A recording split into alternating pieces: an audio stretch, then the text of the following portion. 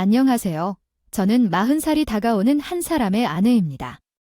다른 사람들의 이야기를 많이 듣다 보니 그들의 감정을 공감하며 때로는 분노도 느끼는 사람입니다. 그래서 이렇게 다른 사람들의 이야기를 듣다가 이번에는 제 결혼 생활에 관한 이야기도 한번 공유하고 싶어서 용기를 내어 새로운 이야기를 전해봅니다. 우리나라 대한민국이라는 나라는 어릴 적에 부모님께서 계속해서 말씀하셨던 이야기들이 있어요. 공부를 잘해야 똑똑한 사람이 되어 좋은 대학을 나오고 좋은 직장에 다녀야 하며 그렇게 해서 편안하게 잘 살 수 있다과 같은 말들이었죠. 아마 제 이야기를 듣고 계신 분들 중에서도 자녀들에게 한 번쯤은 이러한 이야기를 해본 경험이 있는 분들이 있을 것입니다. 두려웠습니다. 물론 이것이 나쁘다는 말은 아니에요. 저 역시 어릴 때부터 부모님으로부터 자주 들어온 말이었고 심지어 제 남편도 그런 말을 듣며 자란 사람이니까요. 하지만 지금 결혼하고 안정적인 가정을 이룬 뒤에 생각해보니 모든 사람이 좋은 대학과 좋은 직장을 가질 수 있는 것은 당연히 불가능한 일이었어요. 그러니 우리는 항상 이런 부담감을 가지고 살았어야 했구나 하는 생각이 들게 되는 거죠. 그런데 말씀드리고 싶은 건 이렇게 학벌과 직업으로 차별을 받는 일이 나이가 들어서 결혼하고도 비슷한 일들을 겪게 만드는 것을 의미해요. 간단하게 제 남편과의 만남에 관해 이야기해 볼게요. 들려드립니다. 본론으로 들어가 보겠습니다. 저는 집에서 많은 부담을 받고 자란 남편과 같은 지방에서 대학을 다니다가 알게 된 사이였어요. 왜 대학에 가면 다른 학교나 다른 학과의 사람들끼리 많이 모임도 가지고 그러잖아요. 특히나 저와 친했던 대학 친구가 이런 일을 주선하는데 아주 특출난 사람이었죠. 야, 내일 다른 대학이랑 소개팅 잡혔는데 너도 같이 가자. 아무리 지방 접대학이다 말하지만 우리도 열심히 공부해서 들어온 대학인데 이렇게 공부만 하다가 허송세월 보낼 순 없잖아. 처음에는 이런 친구의 제안이 부담스러워서 한두 번은 거절도 했습니다. 하지만 친구의 이야기를 점점 들으면서 이렇게 대학에 들어와서 사는데 내 마음대로 살아봐야겠다는 생각이 들더군요. 항상 집안의 부담 속에서 살다가 처음으로 혼자 지방에서 살게 되었을 때는 정말 제게는 천국과 같았고 처음 나간 자리에서 남편을 만나게 되었는데 남편도 저와 비슷한 상황임을 알고 처음에는 동변상련 느낌으로 친해졌던 것 같아요. 그러다가 함께 학업과 취업을 고민하며 자연스레 우리는 가까워졌죠. 사실 그때까지만 해도 지방에서 공부해도 잘 살 수 있다는 생각을 가진 사람이었어요. 어른들의 말은 전부 그냥 남들 때문에 하는 소리라고 생각해왔죠. 사회생활을 아르바이트로 경험해보지 않았기 때문에 어울렸던 거였죠. 이러한 생각은 취업 전선에 발을 디딘 뒤 180도 바뀌었습니다. 왜 어른들이 아이들에게 그렇게 공부와 학벌에 목매어야 하는지 말이죠. 아무리 국가의 정책으로 학벌이나 대학의 이름으로 사람을 뽑지 말라고 해도 실상은 그렇지 않더군요. 이 상황은 저에게만 해당된 것이 아니었어요. 당시 남자친구였던 남편도 마찬가지 상황이었죠.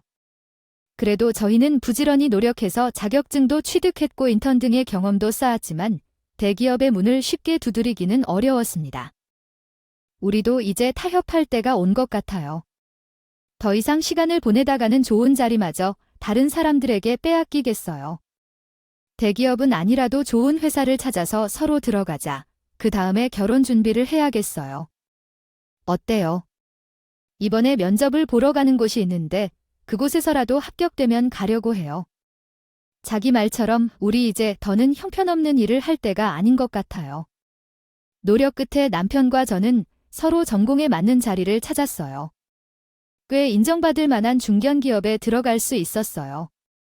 우리 모두 공학대학 출신이었기 때문에 전문직으로 진로를 선택했어요. 신입으로는 상당히 높은 연봉을 받으며 일했고 그런 현실에도 만족하며 잘 살아왔어요. 안정된 직장을 찾은 이후에도 쇳불을 단번에 빼자는 생각으로 양가 부모님을 모아 결혼을 하기로 결심하고 우리는 진정한 부부가 되기 위한 첫걸음을 내딛게 되었습니다.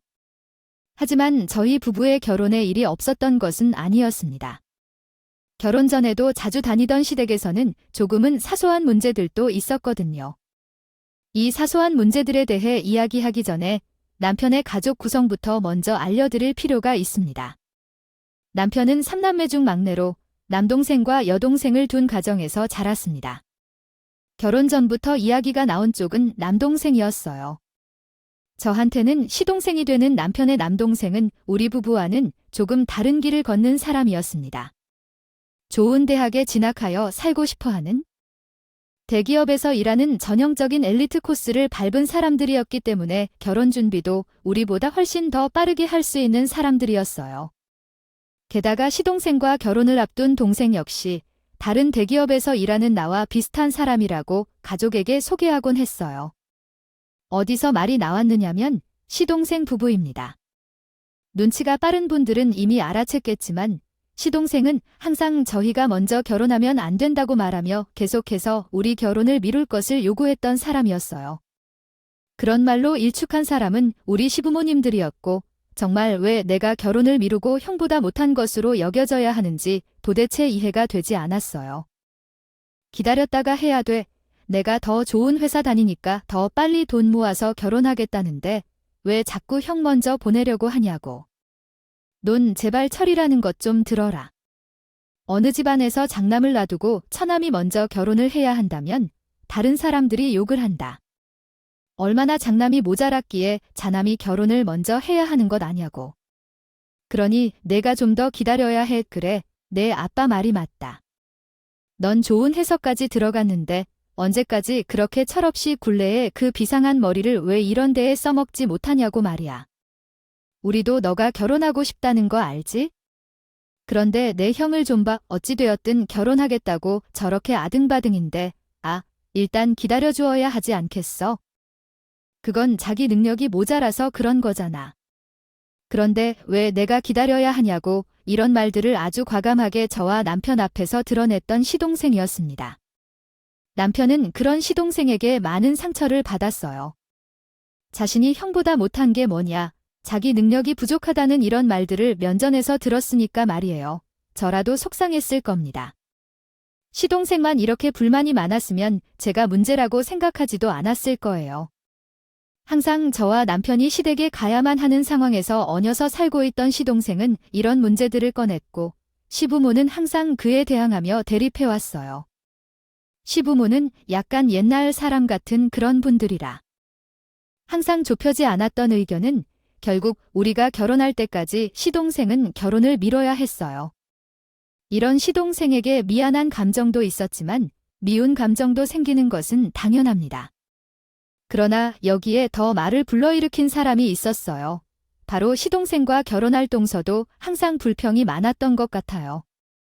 시동생처럼 시부모님 앞에서는 말하지 않았지만 슬쩍 저에게 다가와 이런 말도 서슴지 않고 했거든요. 이봐요, 형님. 여긴 그냥 당신으로 불러요. 그리고 우리 동갑이니까 나도 뭐 상관없지. 사석에서는 뭐 상관없죠. 동서가 편하게 말 놓겠다며. 나도 편하게 말할게. 왜 불렀어? 솔직히 말해. 내 나이도 많고 형님이도 나이가 많다는 건 다 알아. 그런데 왜 결혼 준비가 다 끝난 우리가 나중에 결혼해야 하는지 나에게 이유를 말해줄래? 그리고 사람들 말이야. 눈치가 있으면 적당히 알아야 해. 어머님과 아버님을 꼬드겨서 내가 그 나이에 결혼한다면 주변 사람들이 도둑년이라고 말할지도 몰라. 아무리 형님이 동서를 할 사이라 해도 말이 좀 어색하다. 그 이유를 설명해야만 하는 이유가 내 탓이라는 것이 이해가 되지 않는다. 능력 없는 사람들이 말만 잘한다고 하는데 둘 중 한 명이라도 능력이 좋았다면 내가 그런 말을 듣고 결혼을 안 했을 텐데. 애초에 결혼하고 있을 시간이 얼마나 걸렸는지요? 그런 것만 해도 2년이야. 2년이야. 아직도 그 생각만 하면 속에서 천리안이 오르고 그런 불만은 내가 아니라 어머님 아버님 앞에서 하지 그래? 본인도 직접 못할 말을 왜 나한테 가서 말하라 그러는데. 아주 시부모님 앞에서는 얌전한 척을 하는 척은 다 하더니 뭐, 너 말 다 했니? 아니다. 됐다. 내가 저런 무식한 사람들을 앞에 두고 무슨 말을 하겠어. 아주 모자란 사람은 모자란 사람끼리 만난다더니. 평소의 동서는 말이죠. 정말 시부모님 앞에서는 아주 요조숙녀 모든 얌전하고 예쁨을 받는 그런 사람인 척했어요. 하지만 실상은 시부모님만 사라지면 이렇게 내 속을 박박 긁는 말을 아무렇지 않게 해대는구나. 그 사람은 심지어 동서이고 연상의 남편이자 저와 같은 나이였는데 막무가내로 시부모가 없는 틈을 타서 항상 존대했던 태도를 버리고 반말과 쓴소리를 하곤 했어요. 상황이 그랬기 때문에 나도 남편도 그랬고 동서원은 좋은 사회가 결코 될 수 없었어요. 이런 사실을 시동생이 알지 못했을 뿐더러 저희 부부에게 좋은 감정이 없는 시동생이기 때문에 진실을 알려줘도 좋은 소리를 듣겠다는 마음으로 알리지 않았습니다. 이에 제 결혼 생활이 영 힘들었단 소리는 아니에요. 애초에 우리 부부는 안정적인 직장을 찾고 나서 분가를 한 상태였거든요. 시댁은 가끔 방문하는 정도였기 때문에 시댁 식구들과 자주 부딪히거나 하는 일은 없었어요. 하지만 결혼한 후에 시댁에 아예 가지 않을 수 없고 남편도 자기 부모님을 아예 안 보고 살겠다는 성격도 아니었기 때문에 저를 속이고 시끄럽게 하는 문제는 시댁을 방문할 때 자주 일어났어요. 방문한 시댁에는 항상 저를 괴롭히는 것이 있었는데 바로 시댁 식구들이 은근히 무시하는 태도였어요. 그 화살이 저만을 향하는 게 아니라는 것이 참 속상하면서도 안타까운 일이었죠. 어머님, 저희 왔어요. 오는 길에 차가 엄청 막혔어요. 그래도 맛집이라는 집에서 족발 큰 거 하나 사왔는데 같이 먹으러 왔어요. 우리 어디 족발이니? 라고 말씀드리는 것이었습니다. 알다시피 제가 먹는 집은 그 고급 족발집이라는 곳 말고는 없다. 어디서 이상한 것을 사온 거 아니냐고요? 아이 참, 제가 어머니와 아버님께서 드시는 음식을 이상한 것 사올 가능성이 어디에 있겠어요? 근처에는 족발을 잘하는 곳이 유명한 집이 있잖아요. 거기에서 줄을 서서 직접 가져온 거예요. 식사 전에 어서 같이 드세요. 이날은 그래도 시댁에 가는데 빈손으로 갈 수는 없으니까 다 같이 먹을 음식으로 족발을 사들고 갔어요. 그런데 시어머니와의 첫 대화에서 바로 느꼈어요. 이게 마음에 드는 선물이 아니었다고요. 아니, 족발 맛이 왜 이래? 너는 도대체 어디서 이런 것을 가져와서 나에게 먹으라고 하는 거니? 냄새도 나고 맛도 이상하고요. 그래서 똑똑하고 배운 애랑 결혼하라고 눈으로 말했지만 아유, 됐어. 나도 안 먹으련다는데 제 입엔 맛있어 보여도. 조금 더 드셔보세요.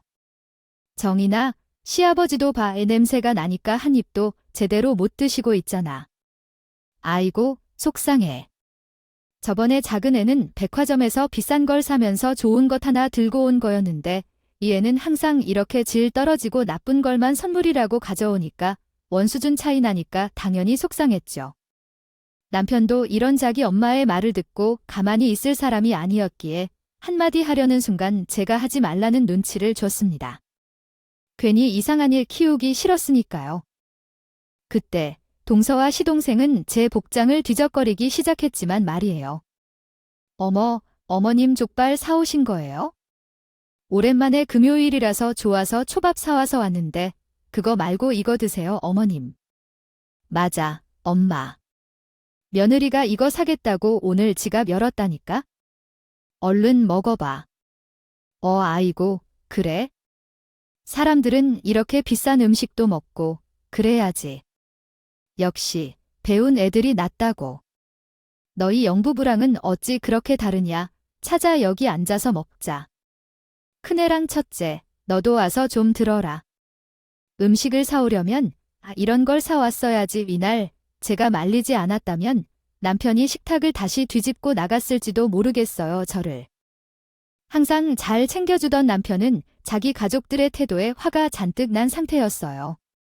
집에 가서도 사과를 계속하는 남편의 모습에 저는 괜찮다고 하기만 했어요.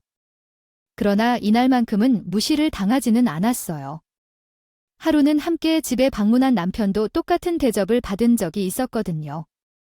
큰 아들이 왔을 때 너는 정말 나가서 살더니 집안일은 하나도 귀 안 들어오지네. 동생들 좀 본받아 봐라. 얘네들이 부모님에게 딱 달라붙어서 좋은 일을 하나라도 더 해준다고 난리인데 너는 태양도 그렇게 이상한 구석에 있는 곳을 가면서 속을 썩이더니 오랜만에 놀러온 아들 보고 그런 말을 해야 해라고 얘기해야 해요. 그래도 지금 잘 사는데 이젠 그만해요. 이렇게 선물 해 말고. 그래, 먼저 한번 열어봐야겠다. 어서 주세요. 봐주시죠.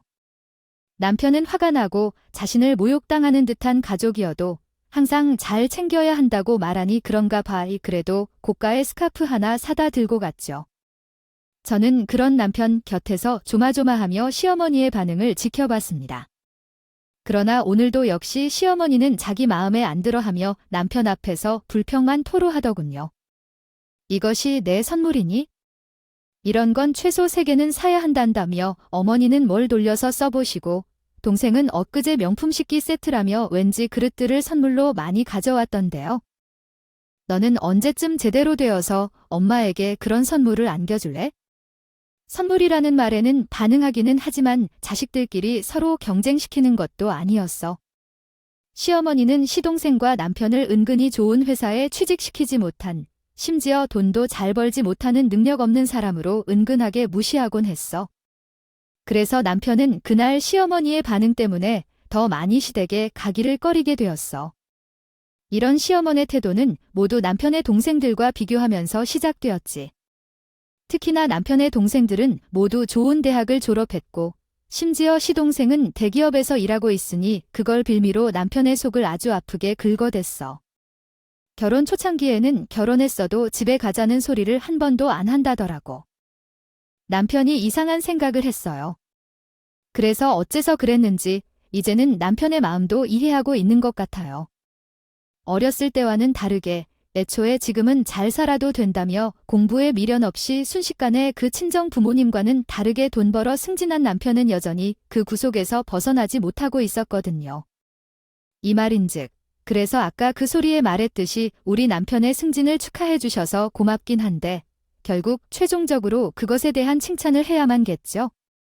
그리고 우리 남편의 충분한 능력 인정으로 승진했다는 사실이니까. 그러니까 관심을 얼마만큼 끊어주면 좋을 것 같아요. 오, 그래서 그럼 연봉은 제게 비해 더 많이 받는 편이구나. 좀 궁금한 게 있는데 너희 두 사람이 살면서 돈이 부족한 일은 없나요? 전번에 놀러가 볼 때마다 집도 코앞밖에 안 되는 것 같던데. 그곳에서 내가 2번 살기에 부족함이 있는 건 아닌데. 이 말은 아니고 누나야 그만해. 아무리 그래도 내 형이잖아.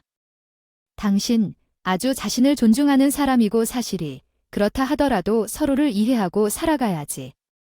말리는 누이가 더 업신여길 만큼 미운데 남편과 쟤를 무시하는 것처럼 꾸짖는 막내 동생이 더 싫게 느껴지는 것은 당연한 일이었어요. 남들은 항상 그렇다 쳐도 이런 식으로 조용히 남편과 나의 자부심을 상처주는 말을 하는 막내 동생의 태도에 남편과 나는 그날 밤 집에서 서로에게 말했습니다. 내가 당신에게 너무 미안하다. 어떻게 이 가족들이 다 그 학벌과 대기업에 대한 이야기만 하는 건지. 정말 미안해. 당신이 미안할 만한 게 있어? 아, 그리고 우선 우리 부부는 동선의 부부보다 연봉도 낮고 직급도 낮다는 것은 사실이 맞다. 하지만 이런 상황에서는 그냥 가만히 있지 말고 자신들도 같이 노력하면 더 높은 연봉과 더 좋은 직급을 얻을 수 있다는 말이야. 당신의 말이 맞고 내가 내 진급을 위한 조건을 부여받은 것도 사실이야. 그렇기에 연봉도 남들보다 더 올려받았고 앞으로 우리는 좀 더 열심히 해보자. 그래서 아이 계획은 조금 미루기로 하자. 나도 그렇고 당신도 아직 준비가 덜 된 상태라서 쉽게 결정할 수 없는 것이다. 우리가 함께 좋은 일을 위해 살고 싶으니까 최선을 다해 노력할 거야. 그러니 나는 열심히 노력해서 미래에 우리 아이도 잘 키울 수 있도록 하겠다. 당신도 그렇고 지금보다 더 나은 생활을 할 수 있도록 노력할게요. 우리 모두 어떤 말로도 표현할 수 없을 만큼 행복한 삶을 살기 위해 노력하자고 생각해요. 이런 가정적인 남자를 어디서 만날 수 있을까 하면 저에게는 소중하고 자상한 남편이라고 할 수 있어요. 이런 남편에게 대모들 계속해서 박아대는 시댁의 가족들은 저로 인해 매우 미워하게 되었어요. 하지만 그래도 우리는 가족이라는 이유로 면전에서 나쁜 말을 하지 않았어요. 그래서 저희 부부는 열심히 회사 일에 집중하는 삶을 살게 되었죠. 그 때문에 우리가 미리 계획했던 아이 계획은 조금 미루게 되기도 했어요. 하지만 모든 일이 우리가 생각한 대로 매끄럽게 진행되는 것은 아니었어요. 때로는 명절마다 시댁을 방문해야 하는 상황이 불가피했죠. 방문했을 때 인사를 해야 했는데 결혼 5년 차가 넘어가는 즈음부터 이상하게 시부모가 아이에 대해 계속 물어보곤 했습니다. 처음에는 남편과 함께 나눈 대화를 전달하면서 잘 넘겼던 것 같았지만 시간이 지날수록 시부모로부터 아이에 대한 압박을 받게 되었습니다. 너희는 이번에도 아이 소식은 없니? 라고 물으며 너도 그렇고 작은 아이도 그렇고 어떻게 하나라도 아이를 가졌던 소식을 알아오질 않아? 라고 이야기했습니다. 이래서 내가 더 어리고 결혼하라고 했던 건데 라며 한영이들 어느새 40인데 사실 더 늦었다고 노이라고 어머니는 말했습니다. 어머님, 우리는 일단 시간 조금 가지기로 했어요. 라고 나는 말했고 그러니 너무 걱정 마세요. 요즘에는 40을 넘어서도 아이 계획을 세우는 분들도 많아요. 그들도 그렇고 저도 그런데 아직 건강하고요. 그래, 너 잘 말했다. 그래, 너는 우리 장남이랑 결혼하고 아름다운 가정을 이룰 생각이야. 지금 건강하니까 아기가 생긴다 해도 생길 거겠지. 그러면 시험관이라든지 불임이라든지 그런 건 왜 필요한가? 그래서 오늘부터라도 계획을 세워. 내 말 알아듣지? 시어머니가나 시아버지가 나설 것 없이 갑자기 이렇게 나를 몰아세우니 당황스럽더라고요. 부부 사이에서 모든 게 얘기되는 상황이니 말을 해도 이 둘에겐 먹히질 않았죠. 무슨 제일 첫날부터 그렇게 애를 떠넘기나. 내 아내가 어떻게 그런 결심을 내리겠어. 그리고 우리 둘이서 함께 해야죠. 이야기해서 계획을 좀 미뤄야겠다고 말했잖아요. 그러면 제발 일절로 끝내주세요. 나는 집을 나가니까 아주며느리 편만 되겠어요. 네 동생을 좀 봐요. 저렇게 젊은데 아직도 애가 없어. 그게 무슨 말이겠니? 당연히 나이든 작은 애 때문이 아니겠죠. 말 잘했네. 재수 씨도 있는데 왜 내 마누라한테만 그래요? 차라리 같이 사는 사람들한테 이야기를 해. 괜히 나가서 잘 살고 있는 우리 자꾸 이러지 말고. 얘가 아주 부모님 앞에 두고 못하는 말이 없네. 동생이랑 작은 애는 말이다. 대기업에 다니니까 너희보다 더 바쁘고 힘든 생활을 하는 애들이에요. 그러니 당연히 너희가 먼저 손주를 받아라. 봐야겠고 동생이 결혼을 몇 년이나 미뤄야 했는지 알잖아. 나는 동생에게 결혼하지 말라고 협박했어요. 동생을 막도록 엄마에게 부탁했거든. 그 일은 다 해결됐어? 그때부터 내 아내에게 애 관련으로 그런 소리를 하면 나는 더는 이혼을 안 한다고 경고했어. 그렇게 하라고. 나는 처음에 시부모의 말에 화를 내지 않고 긍정적으로 대처하려 했어. 그러나 남편은 다르게 대응했어. 나는 시부모 앞에서 제대로 얘기도 못하고 있고 제 앞을 막아서 시부모를 존중하는 모습이 너무 듬직해 보였어. 바리케이트가 있다면 이런 모습이 아닐까 생각해 볼 정도로 말이야. 들리는데 첫째 아가 아님모도 맞네. 작은 애. 너도 부모님께서 오냐오냐 해주심에 너무 허걱해져 있지 않는 거 아니겠느냐. 당장 손주 계획을 세워 잘해보시게. 어떻게든 우리가 하면 되는 일이지 서운해하는 건 있어야 하는 거 아니겠느냐. 첫째가 아들이 아니면 어차피 무슨 생각을 들겠느냐. 가만히 있던 아버지는 남편의 말에 압박 대상을 동서 형에게 돌렸지. 동서는 그 말을 들으면서도 묵묵히 시동생각을 말해줄게. 시동생이란 사람은 자기 부모님이 자기 아내를 혼내든 말든 상관 안 쓴다는 듯이 TV만 보고 있었답니다. 그런 시동생의 모습을 보고 동서는 묵묵히 시부모의 이야기를 듣고 있고 저는 같은 상황에서도 서로의 남편들과 다른 모습을 보입니다. 동서는 그냥 쓴소리만 듣는 그 모습이 조금은 초연해 보여서 잠깐 동안 동정의 감정이 느껴졌습니다. 하지만 남편의 한마디로 핀잔을 그만두길 바랐지만 시댁 부모님이 아니었다는 사실을 깨달았습니다. 그러자 남편은 정말로 아이에 대해 더 이상의 핀잔을 하지 않기로 결심했고 그 이후로는 시댁을 거의 방문하지 않았습니다. 그러나 남편의 결정에 따라 저 또한 시댁에 가는 것을 꺼려했지만 남편 또한 시댁에 가지 않길 원했습니다. 그렇지만 사람은 도리란 말이 제 발목을 잡았고 남편이 하지 않을 도리를 위해 시댁에 가서 아이에 대한 핀잔을 다시 듣고 인사를 전하게 되었습니다. 그러나 항상 그렇게 하지 말라고 남편에게 말씀을 들었습니다. 어느 날 남편이 식사를 마치고 쉬고 있는 제게 다가와서 갑자기 이런 물음을 던졌어요. 말을 했다. 그가 나를 기대하고 있었기 때문에 좋은 소식을 가지고 올 것이라고 말했다.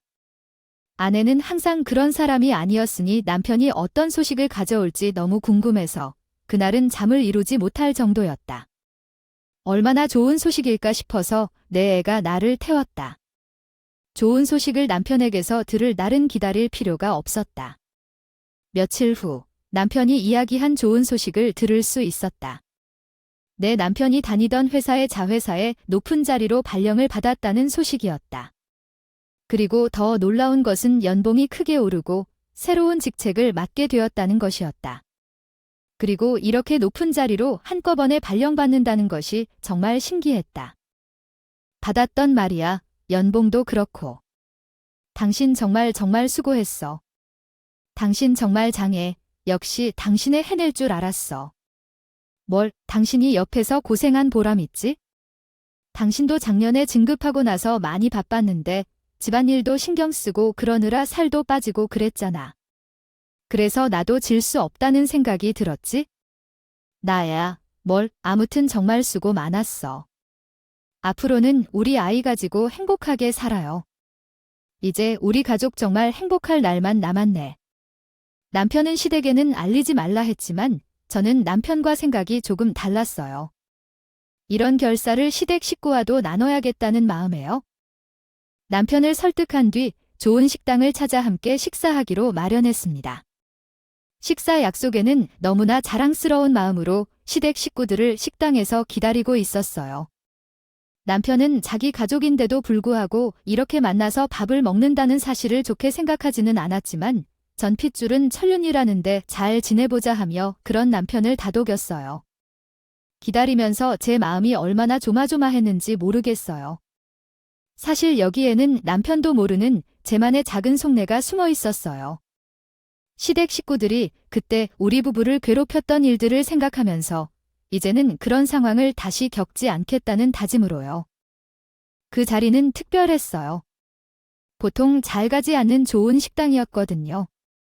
예약은 물론 이번 식사에서 주문한 음식들의 가격도 이전과 달랐어요. 대기업 연봉을 받는 사람이라도 마음을 먹고 예약을 해야 하는 그런 자리였죠. 특히 시댁의 경우는 3남매와 동서 시부모까지 해서 이미 7명이었으니까요. 정말 쉬운 일이 아니었죠. 그래서 이 자리는 한마디로 우리 부부를 무시하지 말라는 의미를 담고 있기도 했어요. 시간이 좀 흐른 뒤에 시댁 식구들은 빠짐없이 예약한 식당에 다 모였고 식사를 시작하기 전에 그들에게 말했어요. 다들 이번에 깜짝 놀랐을 것 같아서 이 이야기를 합니다. 사실 우리 남편이 이번에 승진해서 좋은 자리에 발령을 받았어요. 그래서 이 자리를 마련했고 다들 맛있는 식사를 즐기시고 우리 자랑스러운 남편에게 좋은 말 한마디씩 부탁드립니다. 역시 내 아들이구나. 그래도 이런 좋은 식당 부담스럽지 않았니? 대기업도 아니고 좋은 자리라고 해봤자 연봉이 그리 많지는 않을 텐데. 무슨 소리세요? 어머님, 우리 남편은 정도는 이제 가볍게 벌어들이는 그런 사람입니다. 앞으로는 우리 남편을 잘 대해주셨으면 좋겠네요. 예전 시댁 식구들이 저와 남편에게 하듯이 은근한 기분을 느끼게 하는 경고의 말이었죠. 눈치가 빠른 시어머니는 그런 분위기를 느꼈는지 제 말 이후 아무런 말도 하지 않고 묵묵히 식사를 했어요. 하지만 모두가 눈치가 빠른 것은 아니었습니다. 그런데 아이는 어떻게 할 거냐? 예전에 너희가 자리만 잘 잡으면 아이 낳는다고 하지 않았나? 이제 너도 그렇고 쟤도 그렇고 안정적인 가정을 이루어야지. 그건 우리가 알아서 할 문제 같은데요. 아버지, 안 그래도 이 사람이랑 앞으로 어떻게 할지 이야기는 다 해뒀습니다. 분위기 더 불편하게 만들지 말고 식사하시죠. 남편은 평소와 달리 자기가 기분이 나쁘다는 사실을 과감하게 드러냈고 나는 그런 남편을 보면서 평소와 같이 말리거나 말 안 왔어도 우리 부부의 이런 태도에 시댁 식구들의 반응은 모두 어딘가 떨떠름하고 시큰둥해 보이더군요. 당연하다고 해야 하나 그들은 대기업도 아닌 사람들인데 무슨 대단한 일을 했길래 그런지 싶었을 테니까요. 그렇게 식사가 거의 끝나고 휴식을 취할 시간이었죠. 갑자기 동서가 큰 소리로 이런 말을 시작했습니다. 하지만 나는 대기업 임원이니 이런 것도 이상하지 않다 쳐도 아저씨는 진급했다고 해도 이제 과장 아닐까? 저번에는 대리였으니까. 우리 나이가 몇 살이지? 만년 과장들 다 알아. 동서의 말을 듣던 시댁 식구들은 각자 웃음을 찾는 듯한 모습을 보였어요. 전 이런 자리에서도 남편을 깎아내리려고 하지 않아요. 동생의 태도에 화가 나서 그만 동생의 뺨을 세게 내리쳐 말았습니다. 내가 뭔데 우리 남편이 잘난 내 만에 입을 때 우리 남편이 잘 나가는 게 그렇게 웃을 일이냐? 어머, 지금 내가 나를 쳤어? 그래, 이제 보니 탕리스친 너에게 딱 그간 내가 수준이 안 맞아서 말도 섞기 싫었는데 이 기회에 나도 할 말 하자. 너랑 아주버님은 뭐가 그렇게 잘나서 이러는데 동생 정말 능력도 없나 보다. 그 잘난 능력으로 추리 한번 해보라고 어때? 지금 상황 파악이 잘 안 되지. 우리 남편, 너희 회사 사장으로 발령받은 거야? 즉, 내 남편이 내 목숨줄을 붙잡고 있는 사람이다. 이거야. 너 지금 대기업 안에 다니고 있잖아. 제 폭탄 발언에 깜짝 놀란 것은 동서뿐만이 아니었어요. 그 자리에 있는 시댁 식구 모두가 놀란 눈으로 동서를 바라봤죠. 그러자 동서는 눈을 부라리며 제게 소리치더군요. 너 뚫린 님이라고 단 줄 알아. 어디서 그런 거짓말을 해. 내가 잘 다니던 회사를 그만두긴 뭘 그만뒀다고. 거짓말은 내가 하고 있겠지. 동서 손바닥으로 하늘을 가리면 있던 사실이 바뀌나요? 그리고 호칭 똑바로 해. 내가 당신 형님인 거 벌써 잊었어. 사실 동서는 이미 대기업에서 잘린 지 오래됐어요. 그래도 일은 해야 하고 먹고 살 수 있으니 어떻게든 일을 구한 게 바로 제 남편이 이번에 발령받은 회사였고 그마저도 이전에 임원이었던 경력을 잘 가져와 쳐준 대로 본인 입으로 말했던 과장 자리에 앉게 된 거죠. 동서는 제 말이 끝나자 초조한 듯 어디론가 다급하게 전화를 걸었는데 이번에 승진한 남편이 가게 될 회사 동료 것 같아요.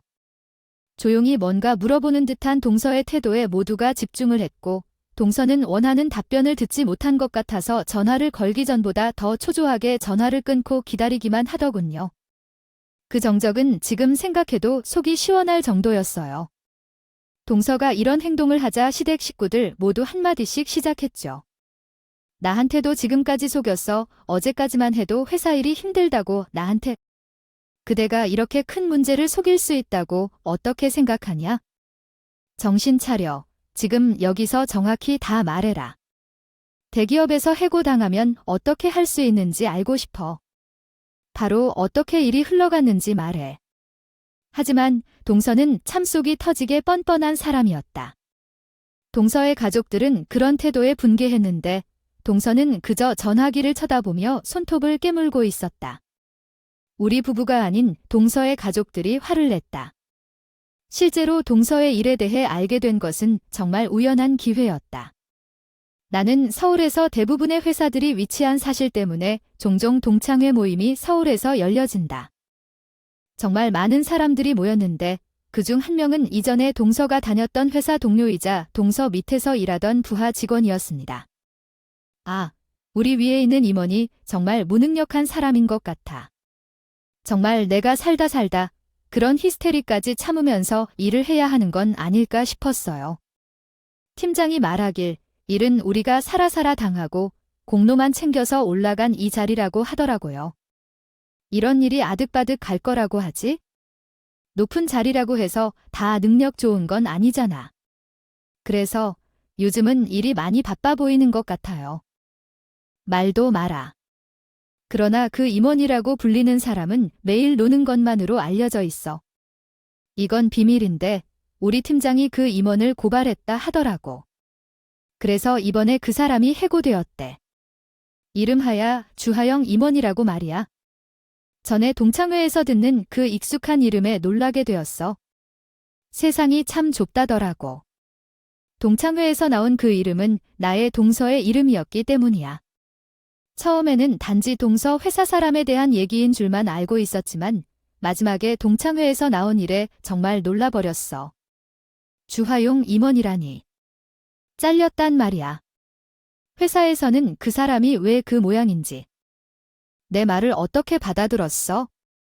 매일 같이 놀기만 하고 능력도 없는 주제에 남의 프로젝트를 뺏으면서 다녔으니 원한이 얼마나 많았을까? 이번 기회에 다 들통났겠지? 게다가 나중에 들었더니 졸업 후 취직 준비했는데 괜찮은 회사는 다 컷되어 어디 자회사 가장자리로 갔다더라고. 그 말을 듣고 속이 후련해졌다. 동서는 본인이 한 말과는 정반대로 능력도 부족하고 어떻게 그 자리까지 올랐는지도 신기하다는 말을 주변에서 많이 들었다고 해. 그런 동서였던 것 같아. 이번에 잘린 회사에서 제대로 된 경력을 쌓지 못한 것도 사실이었을 텐데. 그러다 우연히 발령받은 회사 정보를 훑어보던 남편 눈에 혹독한 입사 정보를 오링하여 동서의 이름이 들어오게 되었고 그 자회사라는 곳이 그곳이구나 알게 되었던 거죠. 아무튼 이렇게 동서의 현재 상황을 알게 된 우리 부부는 처음에는 동서의 비밀을 알릴 생각은 없었어요. 하지만 제가 너무 화가 나서 화를 내버렸어요. 동서가 전화를 한 지 10분 정도 지났을까요? 또렷한 전화벨 소리와 함께 핸드폰이 울렸고 그 전화를 받은 동서의 안색은 파랗게 질렸습니다. 뭐야, 뭐래. 전화를 받았으면 이제 우리에게 설명을 해줘야 할 거 아니야. 시동생의 말에도 동서는 끝까지 입을 열지 못했어요. 그런 동서를 향해 남편이 말했어요. 어디 재수씨 솜씨, 이제 좌회전. 구경하겠습니다. 지금까지 자신이 그렇게 잘났다고 하시고 다녔으니 앞으로는 어떻게 일하실지 내 돈을 크게 벌게 되겠네요. 제가 주시는 대로 잘 지켜보겠습니다. 그렇게 하세요. 저와 남편은 동서를 보며 코웃음을 치다가 시댁 식구들보다 먼저 자리를 뜨려고 노력했지만 실패했습니다. 동서가 갑자기 달려와서 남편의 옷자락을 잡고 울면서 용서를 구하는데 저 이번에 들어가도 받아줄 곳이 없다면 이렇게 빌 거예요. 제발, 지금까지 내가 전부 잘못했고 나는 능력 부족한 사람이라는 걸 알아요. 그러니 회사에서는 아무 말도 하지 말아주세요. 글쎄, 그건 앞으로 지켜보겠다는 뜻이라서 지금 제 바짓가랑이를 잡는다고 문제가 해결되는 건 아닌 것 같아요. 내가 사장이 되는 회사인데도 제대로 일을 해야 할 것 같아요. 제대로 일 못하는 직원은 타도해야죠. 제가 열심히 일하고 배우도록 노력할 테니 조금만 시간을 주세요. 정말 제대로 열심히 할 테니까 재수 씨, 내 마누라에게 얘기한 건 뭐라고 하셨나요? 반말이나 호칭을 제대로 안 하고 능력 없는 사람을 무시했나 봐요. 재수 씨도 능력이 좋지 않은 것 같더군요. 앞으로가 참 기대돼요. 그렇죠. 저는 동서를 용서하지 않는 남편을 굳이 말리지 않았어요. 그리고 저희 부부는 남편의 말을 끝으로 받아들이곤 했죠. 전날 나의 배우자가 떠났던 후의 일을 저한테 말해준 시누이는 바로 나왔었는데 그나마 남편과 사이가 괜찮았던 시누이가 전해준 것이에요. 우리는 동서를 그렇게 펼 수 없었다고 해요. 시댁 식구들이 동서를 둘러싸고 그간 어떤 일이 있었느냐고 털어놓으라 윽박질렀기 때문에 시누이도 작은 사원이 그럴 줄 몰랐다며 전해주었어요. 그때 나는 정말 그 사람이 능력도 좋고 경력도 좋은 커리어우먼인 줄 알았어요. 매번 나한테는 큰손과 큰오빠가 능력도 없고 대학도 지방에 있어서 자잡대라고 하며 그런 말만 했었거든요. 부모님도 매번 큰오빠와 작은오빠를 비교하면서 그랬으니까. 그래서 그날 어떻게 됐는지를 알게 되었어요. 됐다고요. 동생이 사실을 전부 털어놓았는지 그냥 빌면서 속일 생각은 없다고만 했는데 막 그러면서 울기만 했어요. 나중에 작은 오빠 방에서 나오는 소리를 문 밖에서 살짝 들었는데 어떻게 자기까지 속일 생각을 했느냐고 소리치면서 이혼하겠다는 말도 했거든요. 시동생은 이번 일로 동서가 정말 못 믿을 사람이라는 것을 알게 된 것 같아서 이혼을 결심한 것 같아요. 그 뒤로 어떻게 잘 처리했는지는 잘 모르겠지만 둘은 이혼하지 않고 어쨌든 지금도 잘 지내고 있습니다. 비록 그 사이가 예전처럼 좋진 않지만요. 그런 동서와 달리 저는 지금 남편도 잘 나가겠다 싶어서 뱃속에 아이도 생겼겠죠. 시댁 식구들의 극진한 대접 속에서요. 남편의 연봉을 듣고 난 후 시어머니와 시아버지는 이전과는 다르게 남편을 옥이야금이야 취급하며 살고 있습니다. 여동생과 처남들 또한 이후로 남편을 무시한 적이 없었어요. 그들의 태도 변화에는 회의감을 느끼긴 합니다. 하지만 어쩔 수 없어요. 남편의 가족이니까요. 그래도 이해하려 노력하면서 살아가고 있습니다. 우리 부부의 상황이 이전과는 다른 곳에 만족합니다. 물론 아이가 생겼다 하더라도 아직 일을 쉴 생각은 없습니다. 그래서 저는 지금도 열심히 회사를 다니고 있습니다. 하지만 남편의 걱정만큼 제가 걱정하는 것이 아닙니다. 그래도 지금까지 잘 쌓아온 저의 부분을 고려해야 합니다. 커리어를 잃을까봐 생각하면서 최대한 버티다가 회사를 떠날 생각이에요. 맞아요. 회사에서 업무를 충분히 수행하지 못하면 직원들 사이에 나쁜 소문이 날 수 있다고요. 이번 면담 때는 자기 능력에 대해 자신의 입으로 진술했지만 프로젝트를 맡겨도 제대로 처리하지 못했다는 지적을 받았어요. 정말 대기업 위원 자리에 있는 사람인지 의심이 들었어요. 정말이었어? 그렇다면 어떻게 해야 할까? 이렇게 업무를 수행하지 못하는 상황에서 앞으로 승진이나 성공적인 업무를 할 수 있을지 걱정이 돼요. 그런데 들은 바에 의하면 경력이 상당히 쌓인 상태라고 하죠. 만약 내가 승진 대상자로 지명된다면 말이 안 나올까 봐요. 그런 상황을 내가 감당해야 한다는 생각도 들고, 어쨌든 정말로 그 사람이 정말로 귀찮네. 누가 고용했는지 인사팀에 따지니까 정말 당신은 온화한 성격 때문에 그래서 인사팀 사람들이 놀랐겠지. 그래도 회사에서는 너무 화내거나 하는 것은 제멋대로 하지마. 원래 그런 사람이니까 당신이 뭘 해서 어떻게 그 사람을 잘 다룰 수 있겠어. 그런 사람도 아니잖아. 동서는 남편이 다니는 직장에서 아마 아주 불쌍한 처지에 놓인 것 같아. 남편이 집에 들어와서 한숨 돌리면서 동서의 역량 부족에 대한 이야기가 쏟아지고 있어. 그러는 남편이 스트레스를 받을까 걱정돼. 저는 가만히 시어머니께 이 사실을 알렸어요. 그날은 이 일로 소동이 있었어. 벌어지기도 했네요. 작은 에너지, 우리 청남 앞에 와서 말해봐. 내가 그렇게 능력이 없다면서. 지금 내 아들이 너 때문에 회사에서 얼마나 곤란한 상황인지 몰랐니? 학벌이 좋으면 뭐해? 이렇게 능력도 없는 사람인데 뭘 그렇게까지 말해요? 그냥 이런 일하기에는 안 맞는 사람인가 보지 못했니? 재수 씨? 신경 쓰지 말고 이번 프로젝트나 잘 마무리해줘요. 저번처럼 또 실수투성이 이상한 서류 가져오지 말고. 남편도 그간 쌓인 게 많아서 은근히 동서를 무시하는 말을 흘리더군요. 저는 그런 동서를 보며 속이 뻥 뚫리는 것 같았습니다. 예전에 했던 행동들을 돌아보면 이런 일은 새 발에 피었으니 말인 거예요. 저는 이번 일을 겪으면서 정말 많은 생각이 들었어요. 우리나라에서 태어나는 아이들에게 어른이라는 사람들이 너무 강하게 행복은 무조건 성공적인 삶이어야 한다고 가르치는 것은 아닌가 하는 생각을 하게 되었어요. 그래서 생각했어요. 제 자식에게는 그런 이야기는 일치하지 않을 거라고 말이에요. 속으로 다짐하고 있네요. 제 이야기를 듣고 많은 생각에 잠기신 분들도 있겠네요. 청자님들에게도 한 번쯤은 자녀들에 대해서 너무 내 입장만 밀어붙이진 않았는지 생각해보는 그런 기회를 제 이야기를 들으면서 가졌으면 좋겠네요. 모두가 힘들고 어려운 시간이지만 항상 행복한 일들이 가득하길 바라며 오늘 제 이야기는 여기까지 하겠습니다. 감사합니다.